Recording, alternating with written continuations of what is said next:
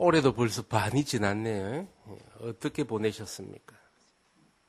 지나가는 이제 6개월을 살펴보면서 새롭게 이제 결단하는 우리 7월달이 될 수 있기를 바랍니다. 자, 오늘 말씀은요, 인생에서 가장 소중한 대원칙. 한 무슨 믿음으로 원칙이 있습니까? 여러분의 삶이나 또 사업이나 가정에서 교회에서 인생을 풀어가는 대전제 원칙이 다 있습니까? 예, 한 분 계시네요. 한 분 계시네요. 그리스도인들은 원칙이 있는 사람입니다. 상황과 환경에 따라 변하는 카멜레온이 아니라요. 어떤 환경과 역경과 어려움이 있더라도 원칙을 가지고 살아가는 사람입니다. 우리 신앙생활 여러분 처음 시작할 때 교회를 다니면 반드시 외워야 될 게 몇 개 있습니다. 그 뭐죠? 사도신경 외워야 되고 주기도문 외워야 되고 또요 십계명 외워야 됩니다. 와, 여러분 너무 잘 아시네요, 그죠? 여러분 사도신경하고 그 주기도문은 이제 예배 때마다 암송하기 때문에 거의 다 이제 외워내는데요. 십계명 그 토시 하나 안 틀리고 다 외워내십니까? 이 적으라 그러면 순서도 안 바뀌고 토시 하나 틀리면 이단이잖아요. 토시 하나 안 틀리고 십계명 다 적을 수 있나요? 제가 교회에서 보니까 10명을 보니까 10명 다 못하더라고요. 쉽지 않습니다. 그럼 이게 딜레마잖아요. 외우기도 쉽지 않은 것을 지켜내라니. 네? 이 적기도 쉽지 않은 것을 살아내라니. 그렇죠? 이 율법의 딜레마인 것입니다. 그래서 이 세 가지가 참 중요하기 때문에 우리가 성경에 붙어 있잖아요. 사도신경, 주기도문, 십계명은 딱 붙어 있습니다. 십계명은 성경 뒷부분에 있죠. 반드시 붙어 있는 이유가 늘 암송도 하지만 또는 암송이 잘 안 되더라도 굉장히 중요한 우리 신앙의 표지이기 때문입니다. 여러분 우리가 예배를 드릴 때도요. 우리 주일날에 제대교회에서 예배를 드릴 때 이 회중이 똑같은 회중이 아니에요. 거기서 정말 중요한 그 성도들 누굽니까? 가운 입는 사람입니다. 우리 그 크게 예배를 드릴 때요. 하나님으로부터 받아서 전해주는 사람은 가운 안 입습니다. 대표적으로 목사님이죠. 목사님들이 늘 가운 입는 거 아니에요. 그렇죠? 예식할 때는 입는데. 근데 반드시 입어야 될 사람은 어떤 사람들이죠? 성가대 또요. 가운 입어야 될 사람. 하나님께 드리는 분들. 헌금위원들. 또 여러분 어떤 보수교단에는요. 가운 안 입으면 대피기도 안 시킵니다.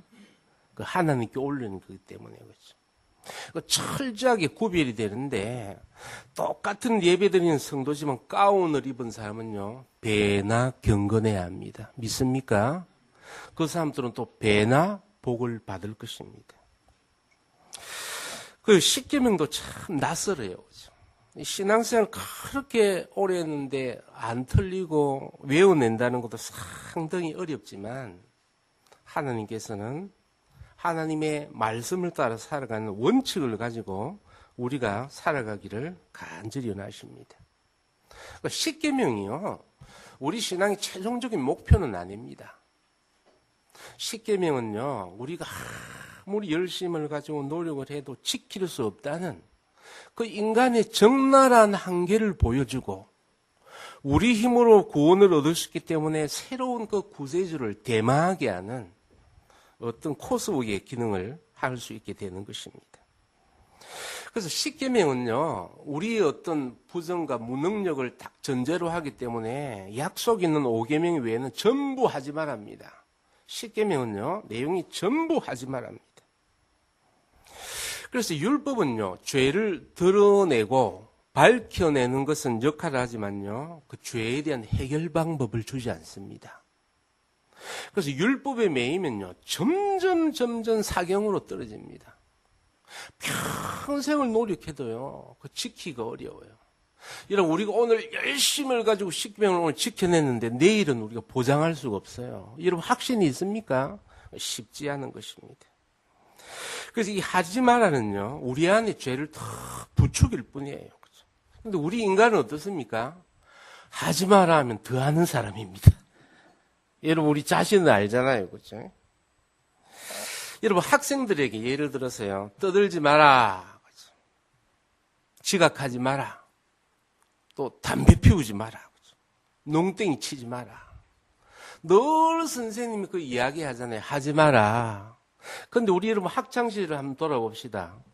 하지 마라 하면요. 예, 선생님. 제가 결심했습니다. 안 하겠습니다. 그게 되던가요? 하지 말라는 거 더 하고 싶어요. 그게 반발심리인지 호기심인지요. 뭐든지 하지 말라면 더 하고 싶은 게 인간이에요. 인간의 전적인 타락이 그것을 만들던 거예요. 그렇죠? 예배 시간에도 졸지 마라 그러면 어때요? 더 졸고 싶어. 더 졸고 싶어. 그렇지? 그게 인간 심리인 것입니다. 여러분, 우리가 학창시절을 다 거쳤는데요. 이게 신기하게도 어느 학교마다 똑같은 추억의 경험들이 있습니다. 그럼 뭘까요? 지금도 제가 생각나는 재미있는 하나가 있는데요. 여러분, 제가 고등학교 2학년 때, 고등학교 2학년이라면요, 얼마나 식욕이 좋겠습니까? 그때 이제 돌도 씹어 먹을 나이잖아요. 그죠? 근데 보통 보면 이제 우리 학교 고등학교 2학년 때는 2교시 마시고 애들 밥을 거의 다 먹어요. 점심시간 때까지 가는 애는요, 저 같은 모범생에는 별로 없었습니다. 물론 1교시 마치고 먹는 애도 있습니다. 그죠? 근데 어느 날 선생님이 왔어요. 냄새 난다. 점심시간에 밥 먹어라. 응? 2교시 마치고 먹는 건 안 된다. 신사적으로 말씀을 하셨죠. 몇 번 그 뒤에 그런 말씀을 하셨어요. 그죠? 근데 어느 날, 그 담임 선생님이 딱 보니까 부부 싸움 했네, 밤에. 그지? 화가 나가지고, 3교시에 들어오시더만, 밥 먹은 사람 다 일어나. 밥 먹은 사람. 반이 넘게 먹었어요, 반이 넘게. 아무도 안 일어나. 선생님이 이제 한 바퀴를 도는 거예요. 왜?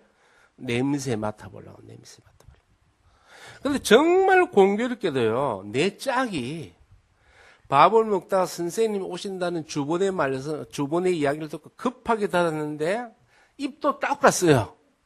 근데 밥알이 턱 밑에 하나 붙어 있는 턱 밑에. 이거를 미처 캐치 못한 거예요, 그거죠.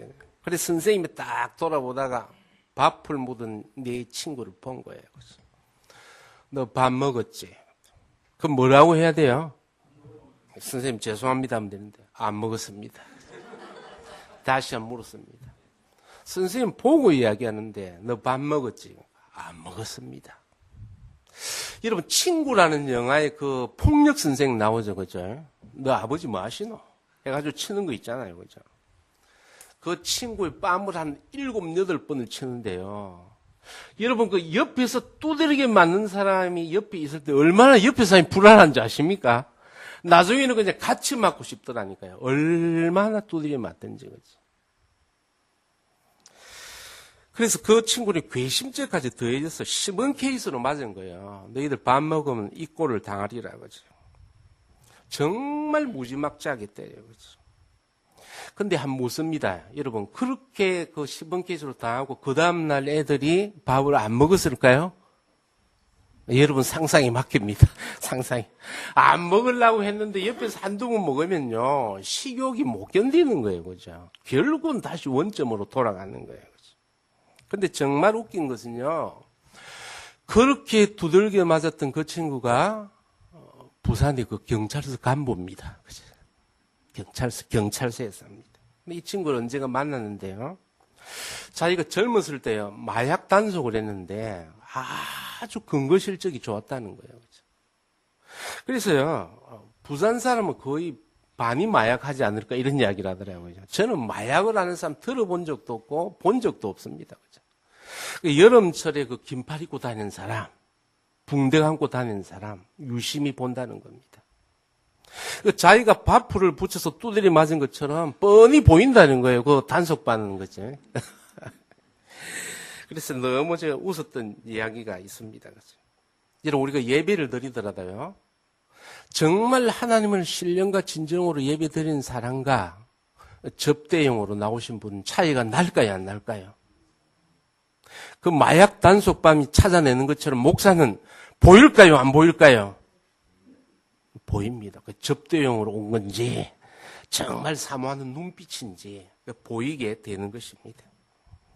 영적으로도요, 율법주의자가 죄를 더 많이 짓습니다.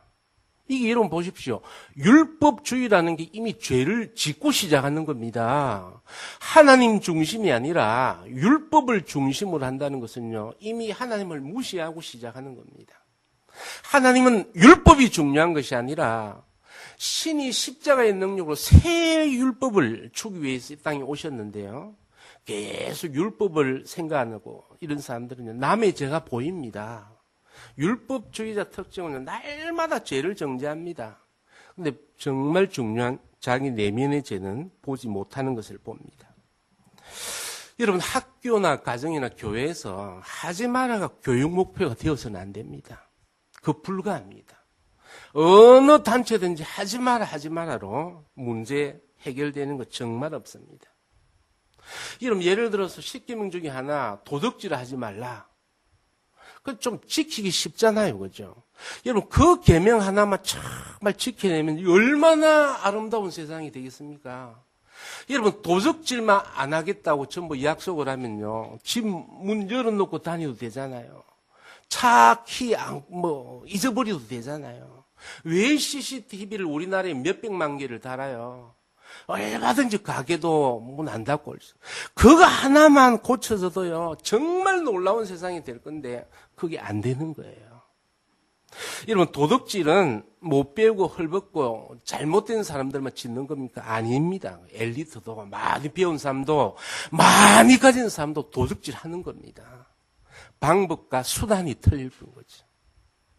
그래서 하지 마라, 도둑질 하지 마라, 어릴 때부터 지금까지 들어왔지만요, 그거 하나를 해결 못하는 것입니다. 그래서 율법의 계명조차요, 우리는 우리 힘으로 지키지 못한다는 것을 아셔야 합니다. 그래서 율법이 철저하게 자기를 절망케 해서 주님의 은혜만을 붙드는 것 외에는 방법이 없다. 이걸 아셔야 합니다. 근데 그 참 좋으신 예수님께서는요, 10계명, 10계명을 잘 외우지조차 못하는 우리들을 위해서 오늘 본문에서 계명을 딱 2계명으로 나눠주셨습니다. 요점 정리해 주신 거예요, 그죠? 그래서 대신계명 1에서 4계명을요, 크고 첫째 되는 계명으로 하나님을 사랑하라, 이렇게 요약 정리해 주셨습니다. 그리고 10계명의 대인계명이 있죠. 5계명에서 6계명을 또 하나로 모아서 내 이웃을 내 몸같이 사랑하라고 딱 정리를 해 주셨습니다. 이게 하나님의 은혜가 그렇게 어려운 그 10계명을 정리도 해 주실 분들은 또 하나의 은혜가 뭡니까? 10계명은 뭐라고요? 하지 마라 했는데, 전부 하지 마라 했는데요, 요약도 해 줄 분들은 하라고 말씀하십니다. 하나님을 사랑하라. 내 이웃을 사랑하라. 내용은 하나도 변한 거 없지만 놀라운 역전을 예수님께서 이끌어 주셨어요. 그렇죠? 그리고 하라고 하신 이유가 뭡니까? 보혜사 성령이 그것을 하도록 도와주시겠다는 거예요. 내 혼자 힘으로는 불가하지만 내가 너를 친히 도움으로 말미암아 하게 하시겠다는 겁니다. 할 수 있기 때문에 새 복음의 명령으로 주신 것입니다. 여러분, 오늘 이 땅에 사는 우리들은요, 많은 혼란을 겪고 있습니다. 이 사회에서 신문을 보면 많은 이슈들이 일어납니다. 여러분, 사상과 윤리, 도덕이 난무해요. 똑같은 사안인데요, 사람마다 해석 방법이 틀립니다. 너무나도 놀라워요. 그죠?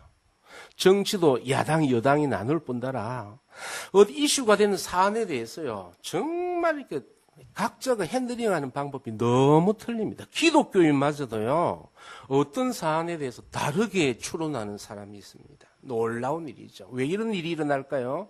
삶의 원칙이 없기 때문입니다. 자신이 세운 원칙이 아니에요. 그죠? 여러분, 어떤 목사님들은 목회 철학이라는데 그런 황당한 말이 어디 있습니까? 그죠? 무슨 목회 철학 이야기를 해요. 목회 철학 이야기를 하니까 성도 가운데 철학이 다른 사람이 있으니까 계속 분쟁이 일어나는 거예요. 어디 교회에서 개인 사상을 이야기하고 이데올로기를 이야기하고 취향을 이야기해요. 그건 하나님의 사람이 아닌 것입니다. 내가 인정하든 인정하지 않든 호감되든 호감되지 않든 정말 하나님이 원칙의 말씀을 들고 우리가 반응하고 처신하는 자세가 중요한 것입니다. 그래서 우리들이 인생을 살아갈 때 꼭 지켜야 될 대원칙은요, 예수님께서 너무나도 분명하게 정리해 주셨습니다. 첫째요, 하나님 사랑, 두 번째 이웃 사랑. 하나님께서 우리는 자신은 사랑하지 말라고 하셨나요? 하나님께서는 혹시 우리를 막 학대하고 돌아보지 그거 아닙니다. 우리는 그 탐욕에 젖어 있는 그 원죄에 있기 때문에 기본적으로 자기는 사랑해요. 사랑하지 말라고 해도 본인 사랑합니다. 그러니까 성경에서 말하는 것은요, 자기를 사랑하는 거 그 정죄하지 않습니다. 자기가 자기 몸 돌보는 것은 본능이고요.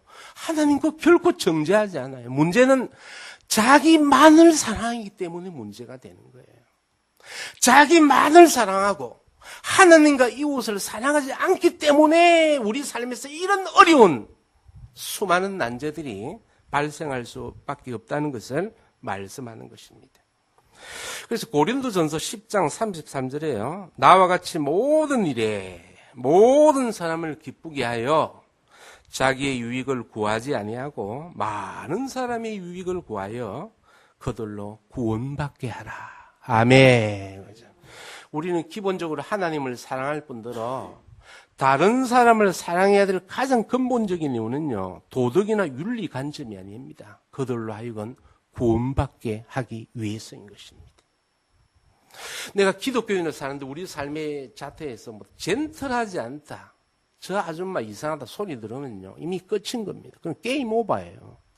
전도도 안 될 뿐더러 하나님의 영광을 가리게 되는 것입니다. 우리가 이렇게 사복을 입는 것 같아도 전부 다 흰 옷을 입고 우리 사업장과 개인과 가정의 일을 해야 될 줄로 믿습니다. 그런 모습이 이 어려운 시대에 분명히 보여져야 하는 것입니다. 그래서 장사하는 일도, 사업하는 일도, 공무 집행하는 일도, 공부하는 일도 이렇게 급속한 사회의 변화와 세상 풍속 가운데서도 우리는 바른 원칙을 가지고 우리 처신을 해야 될 것입니다. 그래서 오늘날 사회에 어지럽히고 많은 이슈가 되는 모든 문제의 원인은요, 문제는 딱 하나입니다. 하나님의 사랑과 이웃 사랑을 무시하고 극단적인 자기 사랑, 자기 연민에 건너간 것이 모든 사회의 어려움을 조장하고 있는 것입니다. 원인은 그 딱 하나입니다. 이게 무엇 때문에 이런 일이 생겼나, 수십 가지로 분석하고 이것을 어떻게 해법을 찾을 것인가, 얼마나 많은 심리학자, 학자가 연구해 그런 방법이 없는 겁니다. 가장 인생에서 중요한 대전제 원칙이 없기 때문입니다. 그럼 오늘 우리 사회에서 이슈가 되는 이슈들을 한번 살펴보고요, 무엇이 잘못되었고 우리가 어떻게 원칙을 적용해야 될 것인가를 살펴보기를 합니다. 요새 처음에 맘충이라는 이야기가 많죠, 그죠? 맘충 뭔지 아십니까? 엄마를 이제 벌레, 자기 애밖에 모르는 엄마들이 이제 벌레로 이제 비하하는 거죠. 그래서 맘충이라는 거예요, 그죠? 오늘날의 사람들이 얼마나 잔악한지요. 이미 대통령을 그 동물로 희화한 지는 오래됐잖아요. 과거에는 생각할 수도 없는데 대통령마저 이렇게 동물로 비하한 지도 오래됐는데 이기적인 아줌마 욕을 못 하겠습니까? 최근에 그 태권도 학원 원장을 이제 무고해서 큰 망신을 당한 그 아줌마 한번 들어보셨습니까? 신문을 역시 혼자밖에 안 보시네요. 어느 회사에서 그제 유치원 태권도 마치고 이제 애들을 실어주는 차가 어떤 회사가 트럭을 맞아서 이제 경적 한번 울렸는데 그 회사에서 나왔어요. 경적 울렸다고. 응?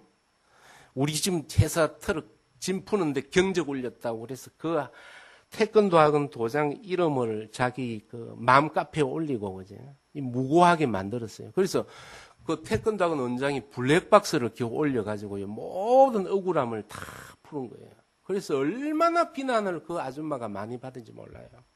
그 아줌마가 하는 말이 나도 자식 키우는데 왜 이렇게 경적을 울려서 그 봉고 안에 있는 애를 놀라게 했나?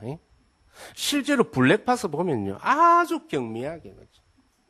그래서 오늘 자기 자식 키우는 게 벼슬이 돼 있어요, 벼슬이. 어떤 공익을 다 떠나서 자기의 기죽이면 용서 안 합니다. 용서 안 해요. 그렇죠? 이게 뭐예요? 하나님 사랑, 이웃 사랑은 안중에도 없는 거예요. 자기의 사랑에만 집중하는 거예요. 문제는 여기서 나오는 것입니다. 여러분, 그럼 동성애, 조금 있으면 퀴어 축제도 이제 준비한다는데, 이런 동성애가 왜 나쁜 거예요? 물론 데이터 산술학적으로 국가적으로 엄청난 손실을 주고 병균도 옮기고 여러 가지 할 수 있겠지만요. 오늘 이 본문의 예수님의 대전제에 비춰서 뭐가 잘못됐습니까? 동성애는요, 하나님을 사랑하지 않고 이웃에게 피해를 주고 자기 쾌락에 집착하기 때문입니다.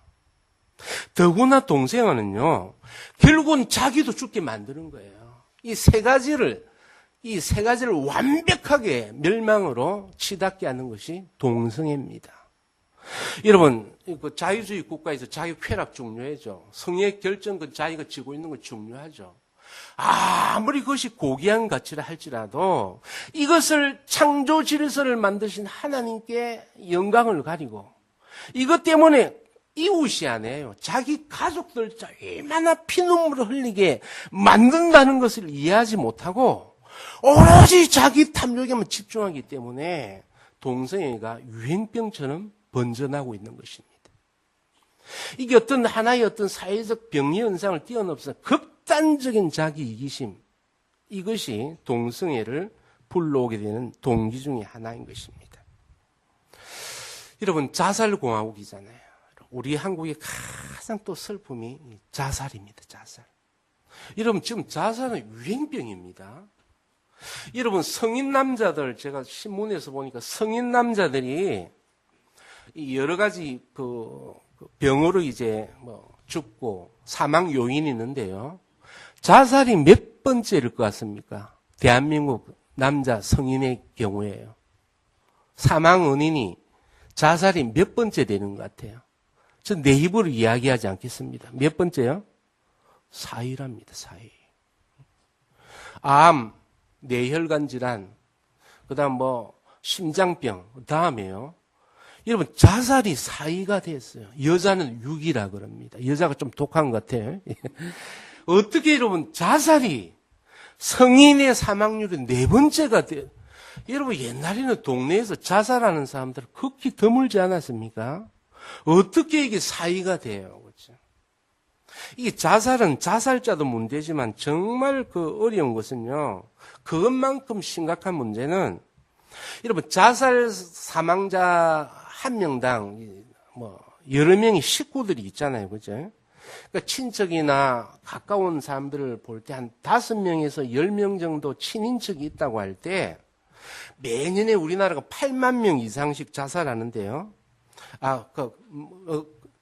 8만 명 이상의 자살 유가족이 발생한다는 거예요. 그렇죠? 그러니까 성인의 30% 정도는요, 누군가가 가까운 사람이 자살한 사람이 한 명 있다는 거예요. 그 충격이란 거 여러분 엄청난 겁니다. 여러분, 가장 가까운 친인척이 자살했다. 그것이 우리나라 인구의 30%가 된다는 것은요, 얼마나 자살자가 남기고 한 역풍이 살아있는 사람에게도 엄청난 영향력을 미친다는 거예요. 자살이 뭐예요? 자살할 때 정말 자살할 이유가 있었겠죠. 자살을 취미생활로 하겠습니까? 그러나 가장 큰 고난 속에서도요, 우리가 생각해야 될 것은 하나님의 사랑과 이웃 사랑을 무시한 자기 집착, 자기 사랑, 자기 연민은요, 죄가 된다는 사실입니다. 그래서 자살하면 안 된다는 것입니다. 또 하나요. 난민 문제가 있잖아요. 참 민감합니다. 여러분, 난민 문제 어떻게 생각하시나요? 기독교인들 가운데에서도 찬반 양론이 있습니다. 우리도 나그네였던 때가 있으니까 받아들여야 된다. 아니다. 영적으로 심각한 문제가 난민 문제가 아니다. 반대하는 파가 많은데요. 여러분, 이것도 대입해 보면 쉬운 문제는 아니에요. 이게 개인적인 사상, 학습, 이데올로기 따지면요, 밤새도록 이야기해도 답이 나오지 않습니다. 그런데 오늘 예수님께서 말씀하신 대전제 원칙에 따지면 너무나도 쉬운 이야기예요. 예를 들어서 난민이 뭘까요? 난민이 그죠? 이 난민이 지금 예멘 500명이요. 도움을 받는 사람이 아니라 잠재적 위험을 가지다 생각한다. 그럼 난민이 아닐 수 있는 거죠. 이런 이상한 난민이요. 여자나 아이 하나는 한 명도 없이 이 브로커를 통해서 비행기를 타고 온 건장한 청년들. 난민이라 하기는 정말 해괴한 상황입니다. 그날에서 군대를 안 가려고 도망친 사람이 아직까지 분단 국가이고 휴전 중이고 모든 남성들이 징병제가 시행되는 이 나라에 자기 나라의 어떤 그 군대를 도망간 사람들이 정착할 곳인가. 이것도 굉장히 해괴한 일입니다. 그리고 현지 제주도민들이 그렇게 두려워하고 거부하는데 끝까지 밀어붙여야 될 이유가 뭘까요? 그렇죠? 사람들이 싫어하는데, 극도로 힘들어하는데 끝까지 밀어붙이는 이유가 뭘까요? 그렇죠? 저는 사실 이 사회 이 문제를 다 내려놓고 저는 목사의 입장으로 생각한다면요. 여러분, 한 영혼이 얼마나 중요해요. 그죠? 한 영혼이 천하 만국보다 중요하잖아요. 그죠? 여러분, 예멘 난민 한 명, 정말 그 영혼이 중요합니다. 그러나 동시에 생각해 봐야 될 것은요. 이 무슬림들이 우리나라에서 반드시 결혼합니다. 이 사람들은 결혼 정책을 통해서 교세를 확장하는 사람들이에요. 뼛속 깊이 그건 훈련이 된 거예요. 이런 모슬림을 기독교인화 시킨다는 것 사실 그거는 불가능합니다. 제가 아는 그 사우디 선교사님 5년 갔는데요. 3명 개종했는데 3명조차 어떤 애인지를 잘 모르겠다는 거예요. 선교사가 5년 동안에 그렇게 생명을 걸고 사역했는데 3명 영혼 얻기가 쉽지 않은 곳입니다. 근데 이제 낭만파들은요, 이 사람 전도하면 되겠지. 무슬림 전도 안 됩니다. 우리나라에 그런 능력도 이미 많이 상실한 거예요. 자기 교인 지키기도 어려운 거예요. 문제는 이 사람들이 정말 결혼을 반드시 할 것인데 노처녀와 이혼녀를 집중적으로 공략한다잖아요. 그죠?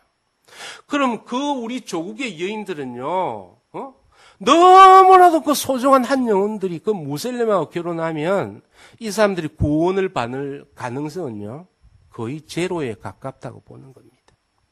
그 예멘 한 명의 영혼도 중요하지만 그와 결혼한 우리 조국의 여인들이 영혼은 안중에도 없는 것입니까? 그리고 그 애들이 태어났을 때 태어나자마자 모슬렘은 될 것인데 이 영혼들은 어떻게 할 것입니까? 근시안적으로 볼 것이 아니라 정말 깊은 스펙트럼을 가지고 하나님께서 이 사안에 대해서 어떻게 생각하시는가를 한번 생각해보고 기도하고 우리가 발언할 수 있어야 되겠습니다. 또 마지막으로요, 우리 극단적으로 치닫는 페미니즘 있잖아요, 그렇죠? 정말 위험합니다, 위험해. 우리가 대통령을 이제 동물로 희화하는 것은 이제 뭐 벌써 전설의 고향이고요. 여러분 신문 보셨습니까? 이 페미니즘 단체들이요, 대통령을 재기하라고 하죠. 재기하라가 무슨 뜻인지 아시죠? 옛날에 그 남성단체 수장이 성재기라는 분이었는데 이분이 자살했습니다. 자살. 그래서 재기하라 이 말은 너도 자살해라 이거예요. 대통령, 우리 페미니즘 입장을 지지해주지 못할 바에 자살해라는 거예요. 살아있는 대통령을 동물로 희하는 걸 넘어서요, 이제는 자살을 강요합니다. 더구나 최근에 더 경악할 일은요, 이 가톨릭 성체를 이제 모독합니다. 왜? 교회 입장이요, 페미니즘을 지지하지 않잖아요. 우리 교회 입장은 뭐냐면요, 남자와 여자 동일하게 하나님이 구원받은 사람이다. 동일한 가치를 가진다. 그런데 극단적 페미니즘의 주장은 뭐예요? 남자를 분노 원수에 파괴해야 될 대상으로 보는 거예요. 여건의 신장을 위해서는요, 가차없이 남성의 어떤 권위를 묵살하겠다는 거예요. 극단적 페미니즘입니다. 이것이 어떻게 인정을 받을 수 있겠습니까? 하나님의 창조 계획을 무시하고 남성들도 이웃인데 자기 아버지도 남자일 건데 이 모든 것을 다 무시하고 자기들이 어떤 이권을 주장하겠다. 이런 사람들이 득세하는 것입니다. 물론 어떤 사는 가운데 그래 여건도 필요해. 그죠? 그것보다도요 하나님의 마음을 좀 헤아리 볼 수 있기를 축원합니다. 저는 문화사역을 하는 목사로서요 이 나라의 가장 큰 위기는 하나님의 주권보다 인권을 더 우선순위에 놓는 겁니다. 하나님께서 인권을 무시하셨나요? 하나님은 한 영혼도 존중하시고 사랑하십니다. 그러나 그 인권이 하나님의 주권을 무시하고 그것보다 더 높이 있었을 때는요 막강한 괴물이 되는 것입니다. 얼마나 많은 사람이 자유를 이야기하고 인권, 권리를 주장하지만 가장 중요한 반석과 원칙이 될 하나님의 대전제가 무너지면요 그 짐승보다 못한 결과가 일어나게 될 것입니다. 말씀의 결론을 맺겠습니다. 여러분 온 세상이요 온 나라가 자유와 인권을 주장하면서 극단적 자기 사랑에 도취되어 있습니다. 노동계도 그렇고요 전부 다 어떤 같이 더불어 살고자 하고 이 모든 것을 하나님을 기쁘시게 하는 생각 자체가 아예 없고 어떻게 하든지 자기 사랑 내가 이것을 얻지 못하면 미칠 것 같아요. 그 강렬한 자기 연민, 자기 사랑이 얼마나 자신과 사회와 가족들을 병들게 하고 있는가를 분명히 영적인 감각으로 우리가 살펴보아야 합니다. 이 시대를 분별할 수 있는 영적 능력이 우리들에게 있어져야 되는 것입니다. 여러분 자기 연민과 자기 사랑에 빠져 있는 사람들의 특징이 뭐예요? 그 사람들의 공통적인 특징은요 인내, 기쁨, 즐거움이 없어요. 그렇죠? 우리 성령의 사람들은요 성경에 주시는 놀라운 기쁨과 화평과 즐거움, 희락, 여유가 있잖아요. 여러분 하나님의 사람은 그런 특성이 있는 것입니다. 홍리어 내가 불의의 이익을 당하더라도 넉넉한 간대함과 여유와 기쁨과 즐거움이 있습니다. 하나님을 나의 삶의 대원칙으로 모시기 때문이죠. 그런데 이런 하나님을 대적하는 단체의 특징이 사람들 표정 안 보셨나요? 뉴스에서 TV 보셨습니까? 얼마나 인상이 무서운지 몰라요. 그죠? 여자들의 인상도 여자가 저런 인상을 쓸 수도 있구나. 뭐 대통령을 자살해라부터 시작해서 얼마나 말이 험한지 몰라요. 극단적인 자기 사랑은요 표정과 말이나 라이프 스타일에서 완전히 어떤 세상의 것과는 완전히 하나님께서 기뻐하지 못하는 이런 쪽으로 가는 것을 봅니다. 여러분 그리스도인들은 어떤 사람일까요? 그렇죠? 그리스도인들은 회색 지대에 서 있는 사람이 아닙니다. 여러분 중용이라는 거 있잖아요. 중국 철학이죠. 중용은 반기독교적 용어입니다. 우리 하나님 사람은 중용을 지키는 사람이 아니에요. 나는 온건파니까 나는 입장을 취하지 않겠습니다. 아닙니다. 그럼 비겁한 크리스찬이 되면 안 돼요. 우리 하나님의 자녀는 누구 편에 서야 되는 사람이에요? 하나님 편에 서야 되는 거예요.